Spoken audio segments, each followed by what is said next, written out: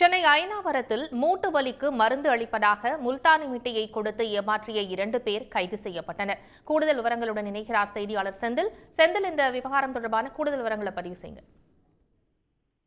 சென்னை அயனாவரத்தில் மூட்டு வலிக்கு சிகிச்சை அளிப்பதாக கூறி சித்த மருத்துவர்களை அறிமுகம் செய்து கொண்டு மோசடி செய்த 2 பேரை போலீசார் கைது செய்திருக்கிறார்கள். சென்னையின் பல்வேறு பகுதிகளில் குறிப்பாக வட மாநிலத்தவரை குறிவைத்து இந்த மோசடியில் ஈடுபட்டிருப்பதாக வாக்குமூலம் அளித்துள்ளார்கள்.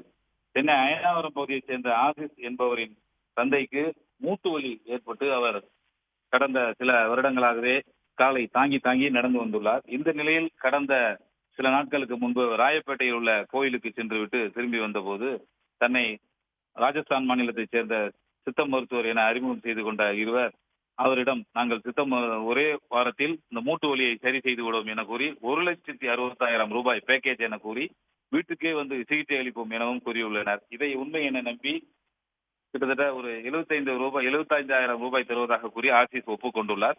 இதையடுத்து அவர் கடந்த 10ஆம் தேதி வீட்டுக்கு வந்து சிகிச்சை அளித்துள்ளனர். அதாவது முல்தானி மெட்டியை மூலிகை களிம்பு, அதாவது மூட்டு வலியை நீக்கும் மூலிகை களிம்பு என தடவி மோசடி செய்துள்ளனர்.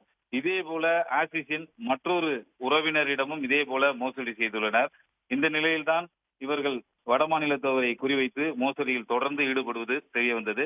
இந்த நிலையில் ஆசிஸின் மற்றொரு உறவினரிடம் இதேபோல் மோசடி செய்வதற்காக இவர்கள் போன் நம்பரை கொடுத்துள்ளார்கள். சித்த மருத்துவர் என கூறி மோசடியில் ஈடுபட்டவர்கள் அவர்களை வரவழைத்து நேற்று போலீசில், தலைமைச் செயலக காவலணி போலீசில் ஆசிஸ் ஒப்படைத்துள்ளார். விசாரணையில் ராஜஸ்தானை சேர்ந்த முகமது இம்ரான், அதே போல முகமது இஸ்லாம் என தெரிய வந்தது. சென்னையில் சவுகார்பேட்டை, அதே போல வட மாநிலத்தவர் அதிகம் குடியிருக்கக்கூடிய பகுதிகளில் இந்த மூட்டு வலியை சரி செய்கிறோம் என கூறி தொடர்ந்து மோசடியில் ஈடுபட்டது தெரிய வந்தது.